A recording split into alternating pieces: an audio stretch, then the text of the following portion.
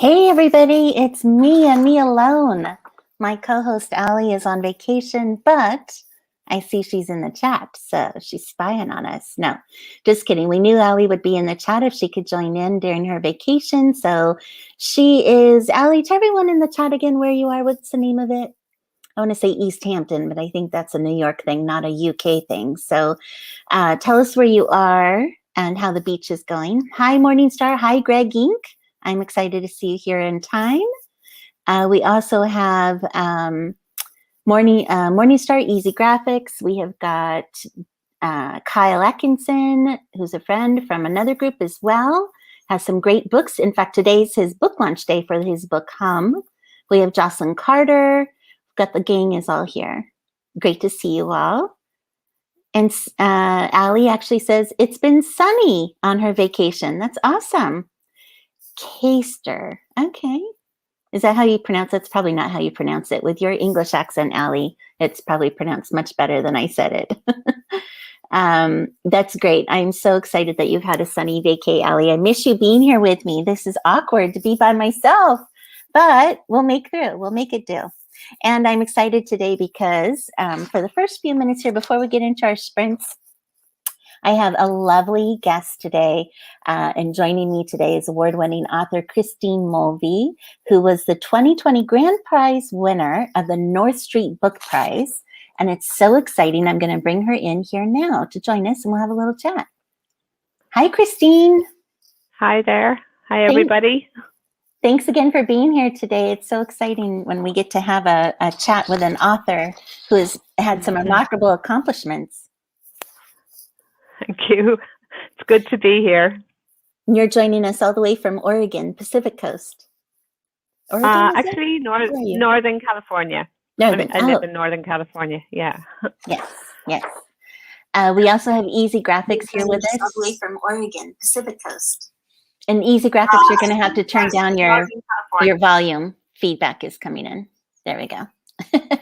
Easy Graphics is going to be here just helping us moderate the chat a little bit. Thank you for doing that, Easy Graphics. So Christine, I'm excited. Your book, I bought it. I love it. And I want to show actually your page. So hold on tight so I can share with everybody your Amazon page.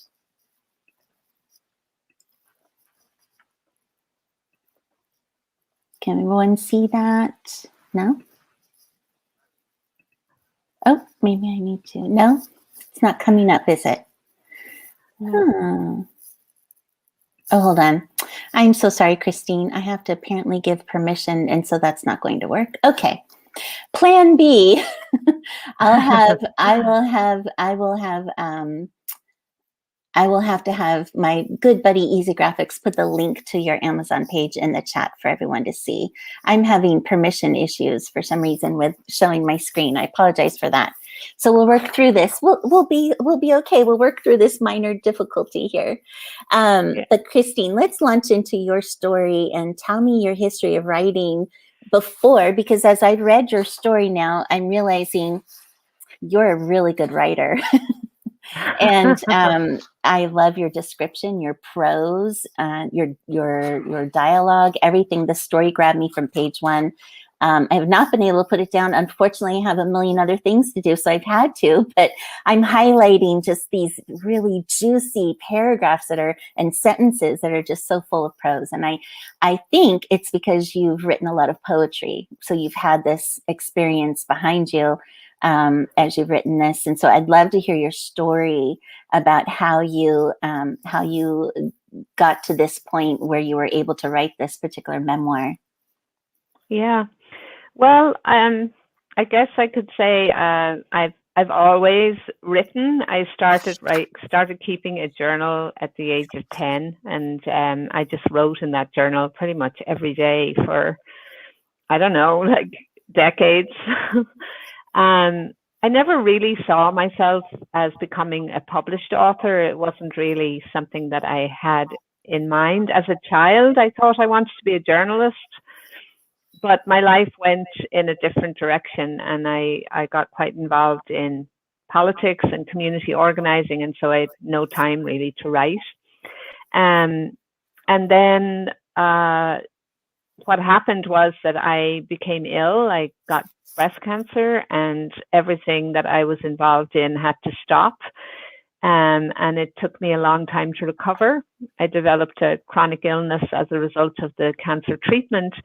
And the gift of that time really was that it turned me back to writing, first journaling and then poetry. And as I did the kind of healing work that I, had to do to heal from cancer, I hit on this story that had, this thing that had happened to me as a much younger woman that I had just buried. I just, dug a deep hole and put it in and cemented over it. And that is the experience of, becoming pregnant as an Irish woman and being banished overseas, and then having my child taken from me and given to adoption after I gave birth to him. So that experience, which honestly I've come to believe is at the root of my developing cancer in the first place, because I developed breast cancer, it was time to write that story. And primarily, my main motivation in writing it was because I wanted to develop a relationship with my son. And so following my recovery from cancer, I set about the process of making contact with him. And I wrote the book really primarily for him. I had no idea that I would ever publish it or do anything more public with it. But it did a wonderful job of healing with my son. We now have a fantastic relationship. And I gave it to a couple of friends, and people started to say, you should get this book out. And so I won't tell you how many agents I contacted to try and get it published through a mainstream publishing company. I was unsuccessful in all of that. And honestly, I think self-publishing is just a better way to go, to be honest. And so I did.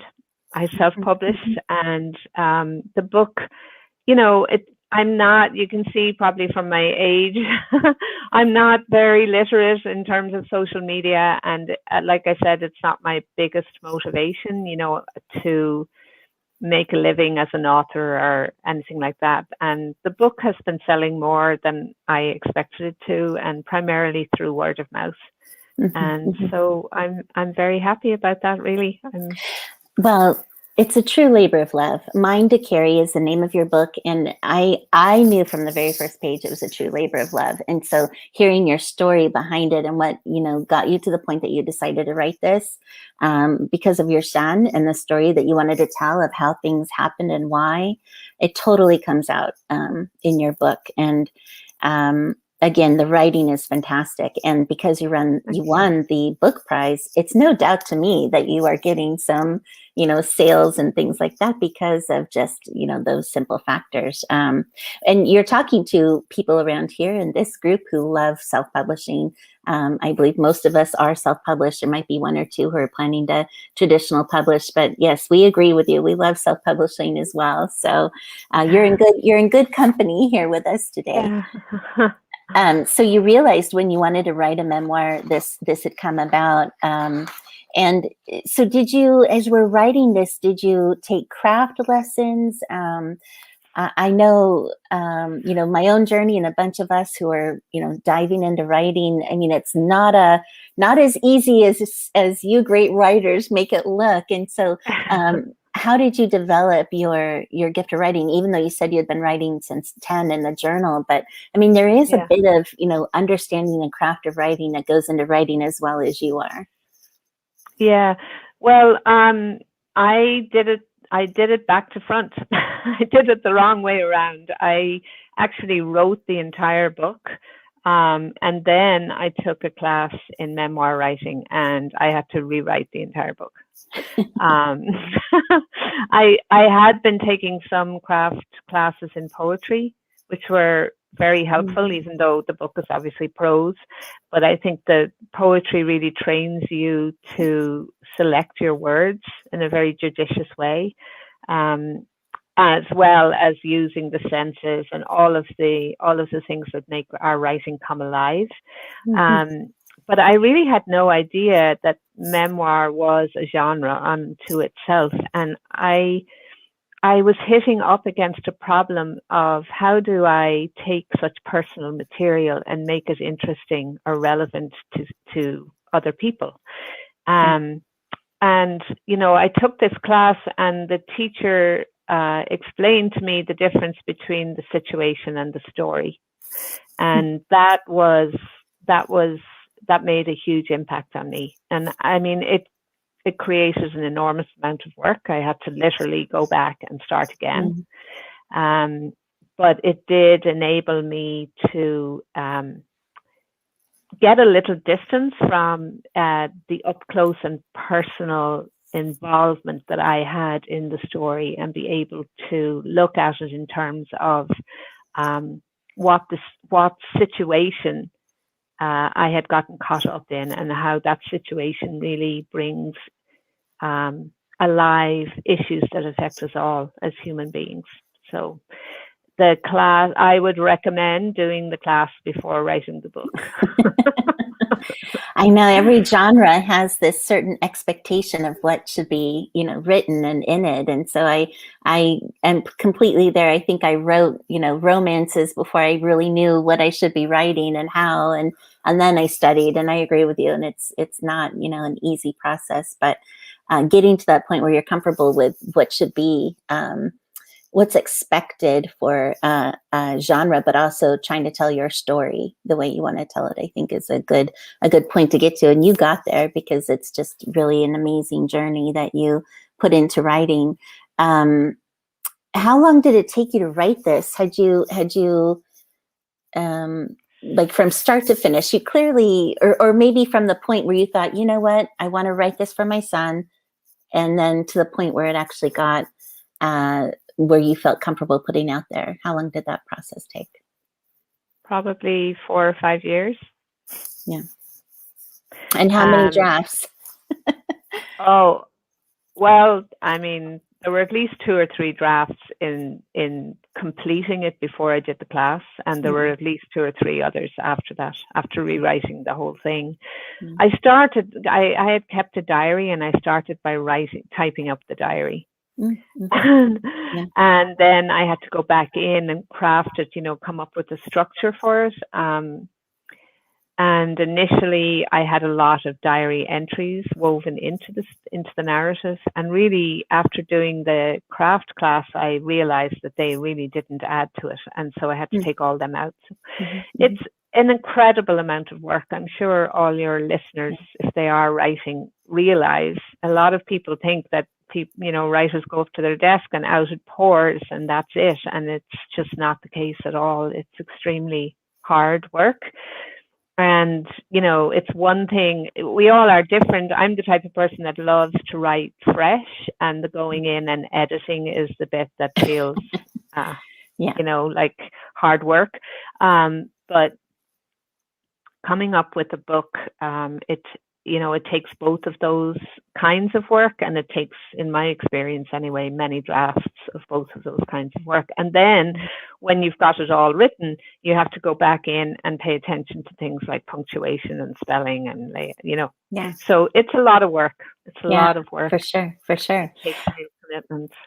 And writing a memoir, because your journey is such a personal one, and you've experienced so much, starting from a young age. The scene you write about at 8 years old, I can relate to that scene, and I want to put that kind of thing into a book, but I haven't gotten to that point. I think it's one thing to realize what happened to you in your past and to face it, but it's another thing to try and share that with the world, you know, with anyone who's reading it, which can be very, I guess, therapeutic in a way to share, but also, you know, how did you get past that confidence to be okay with sharing such intimate details of what happened to your life? I think that because my motivation had a lot to do with my son. Like I said, I wasn't really thinking about sharing it with the world. But I have to say that writing the memoir was a therapeutic process, and it actually engaged me in doing a lot of inner work. I've just finished a novel, and it was like 100% more fun. Yeah. Right? Yeah. You know, and so that's why I think it took so long, because each time that I went in, I was going beneath the literal facts and the literal details of the story to what was significant and what was important. And that entailed me doing a lot of internal work and coming to peace with what had happened myself, and embracing I suppose you could say, embracing the gifts of what had happened. And the more at ease that I was with what had happened and who it made me into, if you like, as a human being, then the revealing of that to other people didn't feel as risky, because I had come to a point of embracing it as my story, and what everything that about it that had contributed to who I am. So I didn't feel like I was undressing in public. I felt like I was sharing wisdom that had come to me as a result of actually facing the suffering. And I think that that's true for all of us. When we do face our suffering, then we develop gifts that the world needs. Yeah. And you're writing about a period of time in your just after high school days, correct? A couple of years after high school, you've had this experience, and which is the main topic of the story at the beginning, anyway. And you're writing about a time in the world where it was such a taboo thing to be pregnant out of wedlock. And in Ireland, for you, especially as the case was. And I just wonder, have you been in touch with, and I know you are an advocate for women's causes and issues, and Indigenous people and people of all kinds. And I just wonder, have you been back to Ireland at all? Have you noticed any kind of a change over the years, or compared to how things were when you were undergoing all the things that you went through?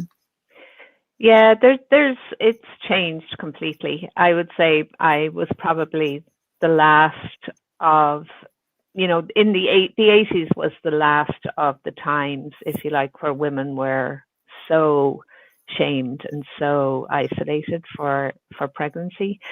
So it has changed a lot, but there are a lot of people, a lot of women my age who went through what I went through and who didn't get any support or didn't have the opportunity since then to do any healing. And so there's recently been a report released on what they used to call mother and baby homes, where a lot of women who became pregnant were sent to these mother and baby homes and basically put to work. It was a type of slavery, really.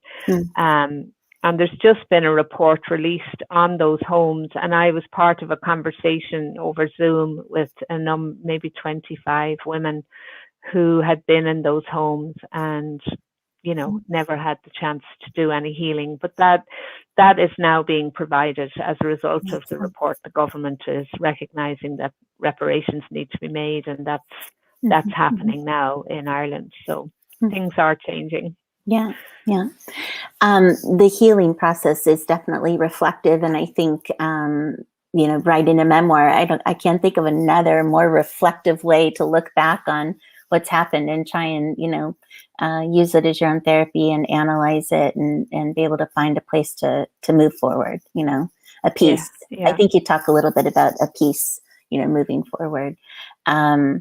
Well, how about what made you decide to enter the North Street Book Prize? I mean, were people telling you that your book was so poignant and amazing and important for these times that besides just being so well written, I mean, were you getting that kind of feedback, and that's what prompted you to think about entering the book prize, or what was that all about? How did that come about? Yeah, well, I was getting amazing feedback from people. Like I said, the book it is sold primarily by word of mouth, but people are incredibly generous. I find people were emailing me and telling me how much they enjoyed the book, how much they loved the writing, how much they were not just touched by the story, but I was getting emails from people who the story helped, which I had not foreseen at all. And so from that feedback, and then my husband and a couple of women friends here who I've written with, and they're my readers and I'm their reader,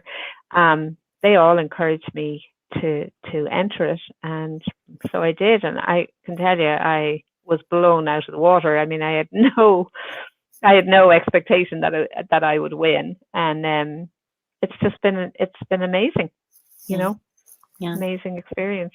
Yeah, the feedback from the judge, one of the judges that's on the North Street Book Prize website about your work, is just phenomenal. That they witnessed you in this story, in this memoir, and then able to see how it such an important message for women today. So I'm excited that you won. I think it's phenomenal, and I wonder what you would say to other authors out there who are thinking of entering into the North Street Book Prize with their work. I would say go for it. I really would. I think it's really important to find the motivation that is inspiring you, whether it's like for me, trying to repair a relationship with my son. For you, it's going to be something different. But I think that my experience of writing a book, it's such a long journey that holding on to that motivation is an important piece. That's what got me through the many times when I thought this is absolute rubbish and I'm wasting my time. We talk about that a lot in our group. Yeah. Here. This is rubbish. Talk me through not stopping.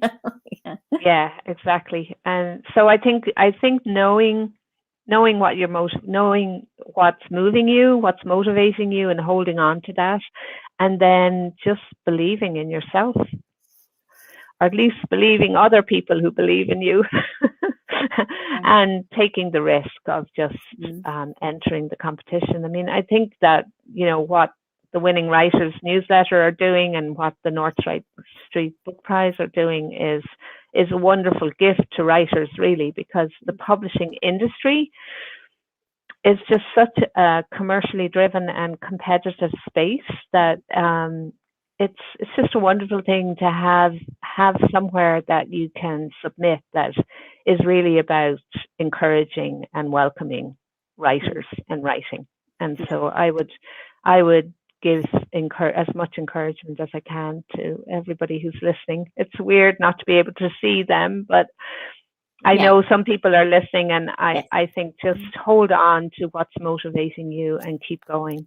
Yes, for sure. And the fact that North Street Book Prize does this for self-publishers, I think is really key, because like you, so many have gotten frustrated with traditional publishing, and so many have, decided just through learning about self-publishing that it's better for them.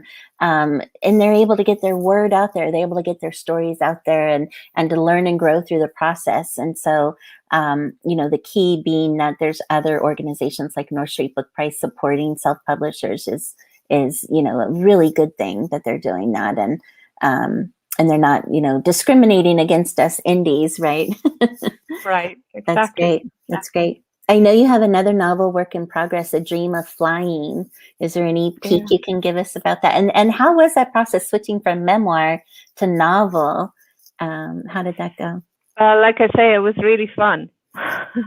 Whenever the memoir got too, whatever, heavy, and I knew I had to dive inside again, I would turn to the novel just for light relief, really. And the novel, I started the novel as a result of, I'm sure your listeners are aware of what's it called, NaNoWriMo, National Novel Writing Month. Oh, yes. And again, it was during a period where, I was very ill and I really couldn't do very much other than write. I took on the NaNoWriMo challenge, and I decided to write the story of my aunt who never married. Very unusual in Ireland at the time, but she never married, and she worked for Aer Lingus which is the Irish airline. Mm-hmm. And she was very successful, and she really was a role model for me.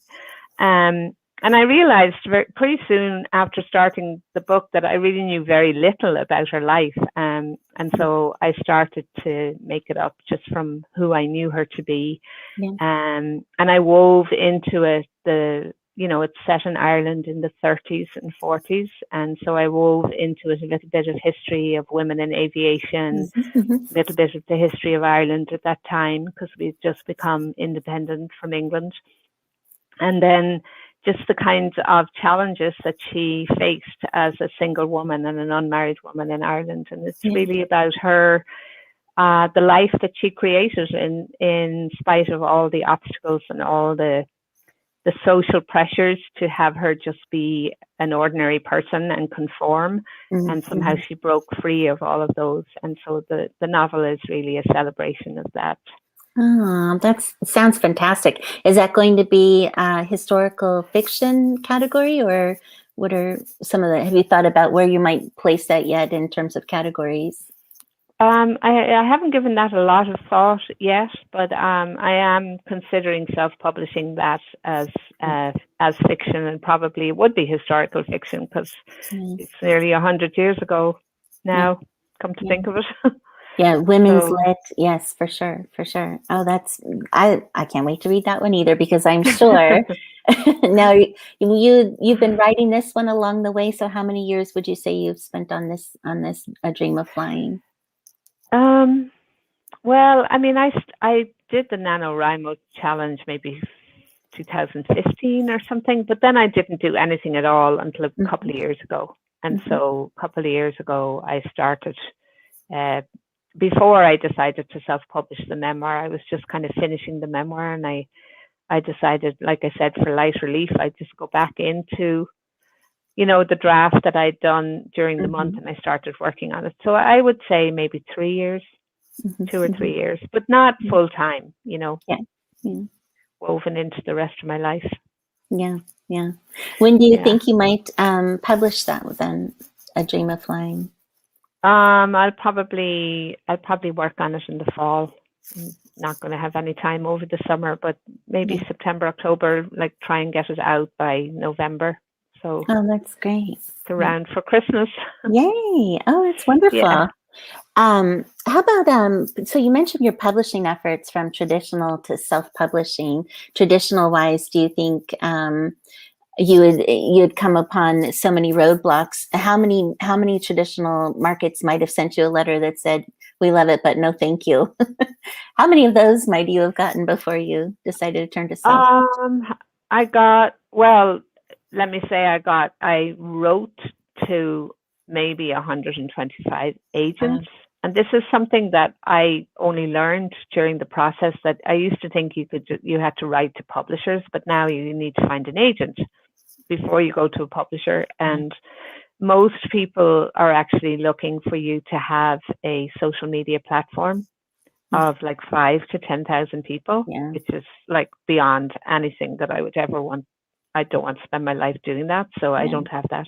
And so most people didn't even answer me, but I probably got maybe 12 letters back saying, "This is wonderful, and it's not where, it's not our focus," or "I'd love to do this, but I'm retiring," or something like that. So I got tired of that. And honestly, I mean, people are at different places in their lives. I really didn't want to have to build a social media platform, and I don't particularly want to run around the country doing book readings either. So I don't know. I would encourage people who are at a stage in their life where they want to do that. Maybe it's worth it. But honestly, the self-publishing is so much more accessible. You earn more if you do sell, and if you're good with social media, you'll be able to sell a lot more. So I think self-publishing is the way to go now. Oh, that's great. Do you have more ideas of anything else that you want to write after you're done with A Dream of Flying? Well, I'm finishing a couple of collections of poetry. I've one collection out, another one is coming, just short chapbooks. Another one is coming this fall, and I have two more that I'm working on. And then there's also, God, I don't know where or how I would categorize this, but I started to work on a number of stories that are coming through from ancestors.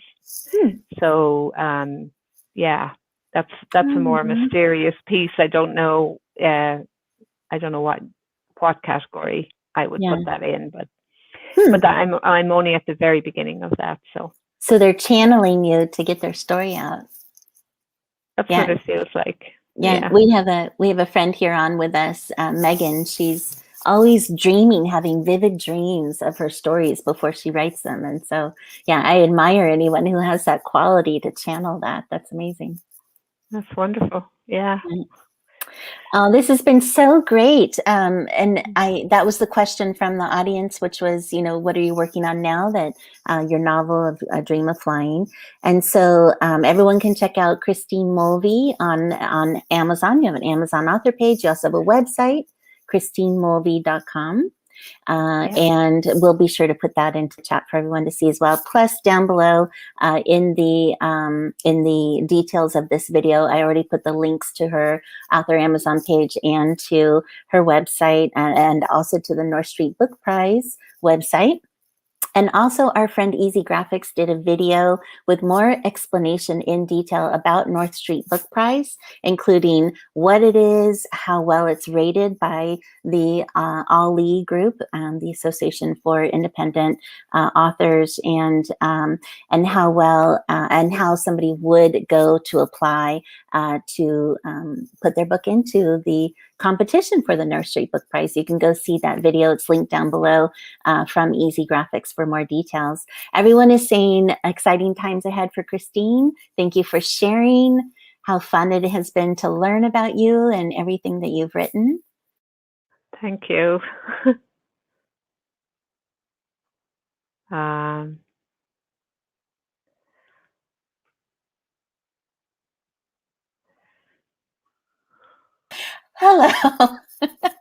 I don't know. Yeah, I wasn't sure. Wrong button, and I was out of there. Sorry about that. I'm so glad everyone was here. I'm so glad you were still here. But thank you so much for your time today. I appreciate you being willing to come on here and chat with us about your journey and your memoir and your prize and the book, the North Street Book Prize people as well. Yeah. Okay. I really appreciate the opportunity, Dee. Thank you very much. Thank you. Have a good rest of the day, Christine. You too. Bye-bye. Right, thank you. Bye-bye. All right, everyone. So with that, I hope you enjoyed that. We'll chat a little more in the chat about that experience and everything Christine has been through. We can chat more through that. And we will why don't we go ahead and jump right into our first 20-minute. I think we may only get in 2 20-minute sessions today for writing, but let's go ahead and jump into 20 minutes. All right, we'll see you guys on the flip side.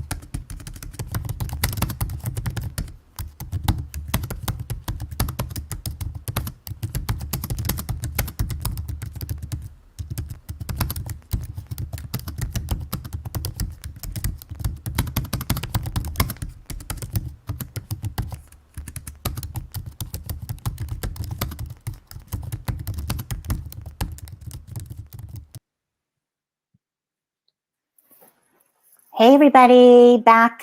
Thank you so much for being here still. I think Easy Graphics is on here with me by voice. I'm very happy to be here. I'm glad you're here with me. Thanks for Thanks for keeping me company. Thanks for having me. And it sounds like Allie is having a lovely vacation. It sounds like everyone's freaking out about gas, which I had no idea about, although I saw it was like 309 here the other day. Everyone put in the chat if you know what your gas prices are and where you're at, because, you know, it is kind of, yeah. I don't know. You all are probably too young to remember this, but I distinctly remember, gosh, when was it? Back in the, had to be the 70s. My dad had just gotten out of the Navy after the Vietnam War, and he was trying to get a job, and so he worked at the corner gas station for a while, and the gas prices or whatever was happening with OPEC or whatever way back then just sent everybody. I remember the corner gas station was backed up for miles for people waiting for gas. Wow. So I hope we don't get to that point. Well, I hope not. Yeah. I think it was a hack, and then they hopefully resolved it, or hopefully it'll get resolved very soon. I don't know the details. Morningstar says it's impacting 19 states. Wow, that's a lot. Ransomware took out a pumping station on the East Coast. What in the world? What is wrong with people? Are they making a statement? What's the deal? Oh my gosh, crazy. Well, I don't know. Which 19 states is it? Does anybody know? I don't know. I think we'll have to wait for someone to let us know. I know. That's crazy. Well, I should have called yesterday like I meant to and ordered the propane for my pool, because if it's impacting our area, I might have to pay through the nose for propane this summer for our pool, to heat our pool. Yeah, oil prices go up and down, so maybe it'll still come down. Who knows? Who knows? I don't know. Who knows? Who knows? Okay, so let's see. 325, Celinda says in her area, which is, I think, Oregon, out there on the West Coast, sitting in long lines, Morningstar. Thanks for keeping me company. Thanks, Allie, for thanking him. 297 in Michigan. We live literally seconds away from the Ohio border, and the gas station over there is always 50 cents cheaper because Pennsylvania gas taxes are much higher than Ohio. So, do you drive across just to get some gas? If we're heading over that way, doing shopping or whatever, we will always stop. Yes. Okay. Yes. The blue ball is echoing, Morningstar says.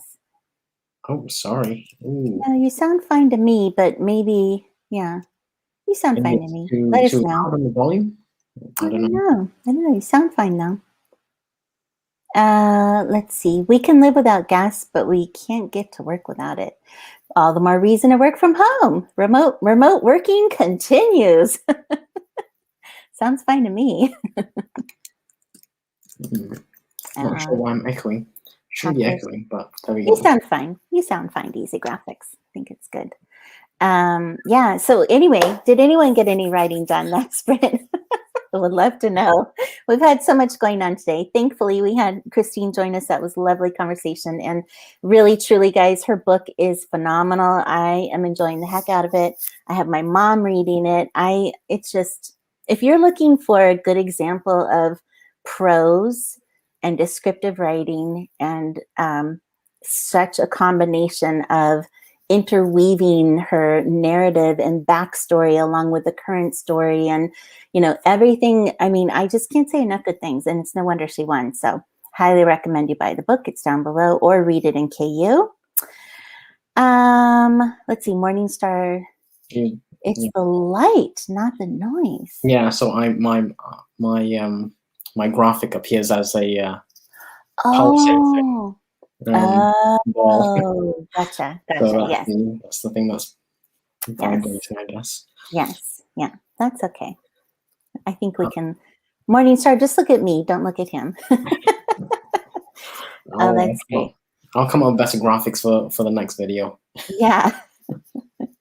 No, that's fantastic. So anyway, hello, Easy Graphics. How are you today? Everything going well? Yes, very well. How'd you do with the writing sprint? How many did you get a word count in? I don't know. The chat over here in our Video doesn't show how many words I typed in. That would be a great thing to add, though, a counter. How many words did you type in the chat? No, I did that, and then I actually got distracted because I got the cover to my third novella back from the cover designer. Today is her day to work on it.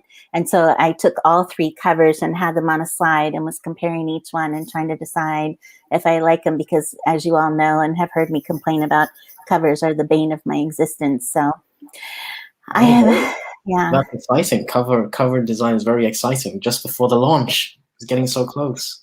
It is exciting, and she did a great job, but there's still needs just a little more. So yeah, that'll be my next conversation after I call the pool place or the gas place for pool, for propane for my pool.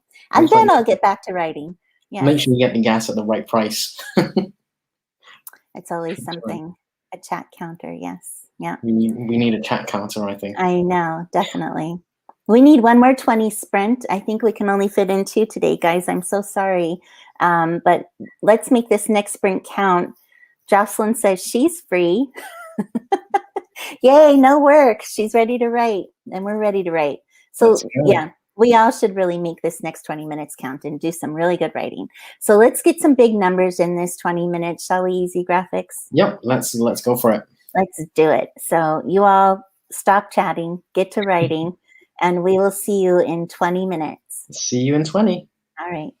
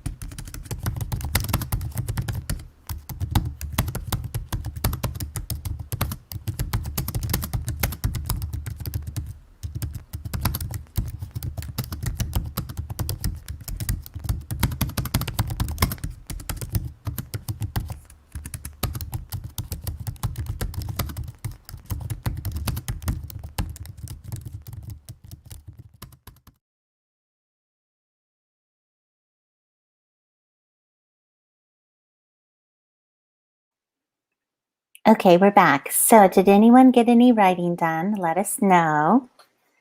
I see Jocelyn says she got Pro Writing Aid. Yay, Jocelyn, that's awesome. I love Pro Writing Aid. The more I use it, the better it's gotten, and I have fewer problems with formatting now that I've been using it a little more. So that's been good. And there's videos. Yes, that's awesome. Let us know what you did in the chat. If anyone got any writing done, let us know how many words. How about you, Easy Graphics? What'd you end up doing? I was reading a book, ironically about YouTube. So that's my next project. Yeah, it's interesting yeah. reading. And so give us a hint of some cool thing that you've learned about building a YouTube channel. So one of the things is to build relevancy. So you've got to have quite a lot of videos on one topic, so niche down, essentially. I'm just checking the chat. Wow, look at Megan. She's got just shy of 300 words. That's awesome. Well done. I know. She's on vacation too this week. So she has time on her hands to write. Writing whilst on vacation. That's awesome. Same with Ali, I guess. But Ali's not writing, I don't think. Yeah. Megan wanted to see what it was like to be a full-time writer this week. So I'm excited to see what she ends up doing. I need to be a full-time writer this week. I have a deadline coming up. And I am not there because guess what I did finally yesterday, Easy Graphics? What'd you do? I spent the entire day getting my taxes done. But they're done. I know. That's important. That's important. Absolutely. It was a major overhaul.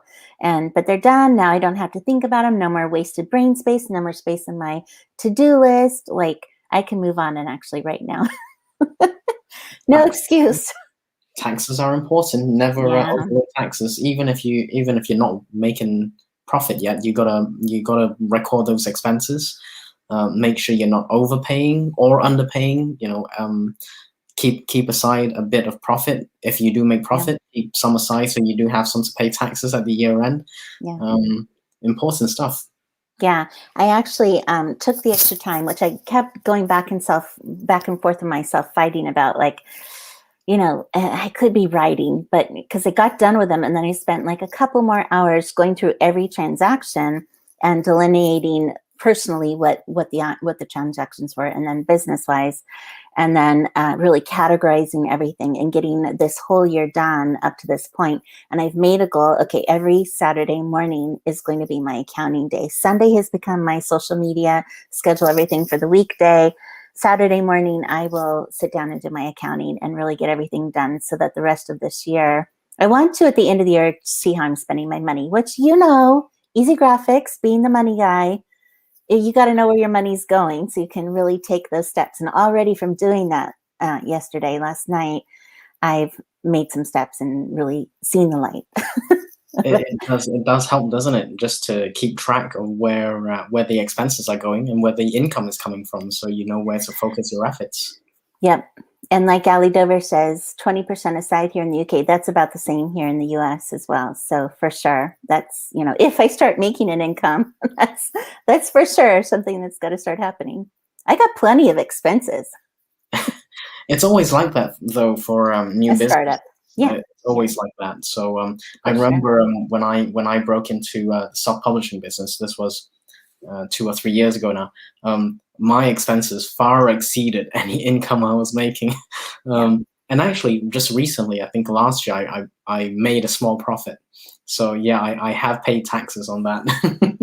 But it's a good feeling to not break even, but actually make a tiny bit of profit. So it does take some effort. Yeah. Well, you know what, Megan Lamb, I've got to do a bunch of writing. So you know what, girl, we're just going to have to, spur each other on here. So we got to get serious, right?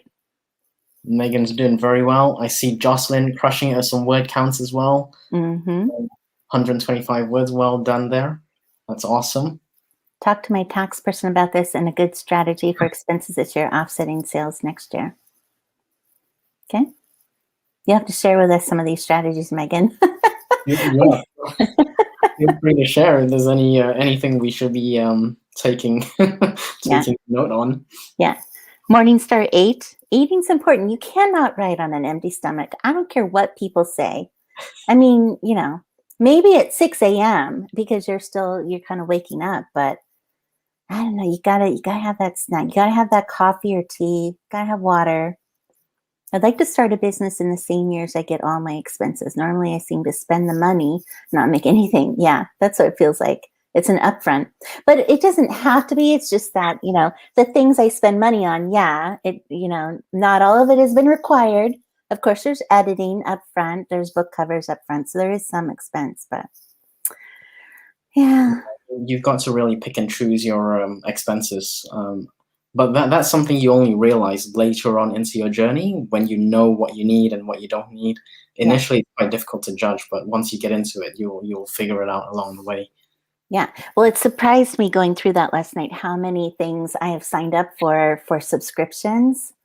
And I'm like, oh, wow, I really belong and am a member of a lot of stuff. I need to cut back because I'm clear. There's not enough time in the day for anybody. I don't care who they are. If they had all these subscriptions, I have to do all this learning and checking in on groups and things like that. No, I need to pare back. I'm very, very cautious now with monthly subscriptions.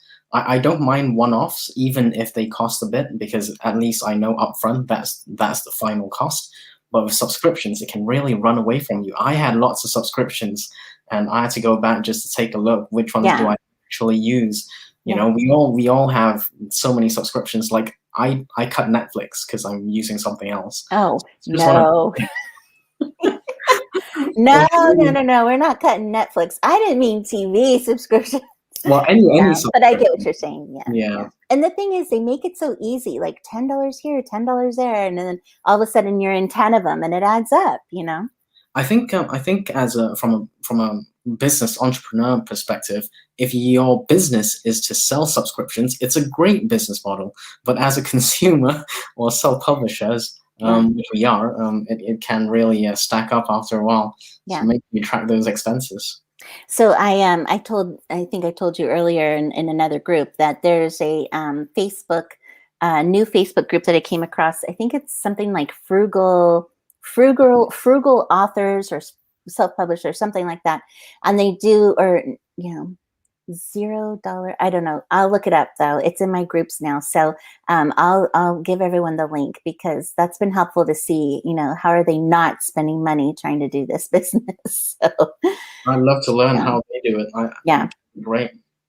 I'm sure picking up a few tips helps. Let's see. Megan Lamb gave us all the advice. Basically, if you have a lot of expenses in a year, you don't anticipate having sales, writing in 2021, for example, publishing in 22, then you can personally loan your business the money you need and then set up business accounts to pay your personal loan back to offset your sales within an expense in the same year. Oh, that's very interesting. Logically, that sounds good. And I'm going to run it by my mom. My mom, the former accountant, tax person. And so she, yesterday, there was something I had to, I know, my company was paying, Megan, I apparently was living in Michigan this past year because my company was paying me half the year of Michigan sales tax or Michigan income tax was taking them out. So they did this, whole correction thing and all this other stuff, but there's a whole new problem. So I have to call. So my taxes are done, but there's a problem with the W-2 correction thing. So anyway, but I'm back to living in PA. So anyway, I was just bringing that up because I had to call my mom last night and ask her a question because she's always been my expert resident, tax person because she's known it all. Of course, now that she's older, she said, well, I'll try to help you, but I've been removed from all that for a few years now, but she was fine. She did great. Right. But I'll ask her opinion on this stuff too, Megan. That's great. I probably, just general, I'm not a financial advisor, but any kind of advice you get, just run it past your accountant just to make sure everything's okay where you are. If there's any like local laws that you may need to comply with, I don't know. Just to make sure you're all above board and everything. Yeah, for sure. I think that's a good strategy, Megan. It sounds plausible, for sure. Yeah. Well, this has been great. And I'm so sorry we only had 2 sprints today, but I hope everyone enjoyed the chat with Christine and got a little bit done, a little motivation, a little information. It's always great to check in with each other. And you know what? By Saturday, Megan and I are going to have finished our books, right, Megan? We're going to be like, we'll have some good news to report on Saturday. Yeah.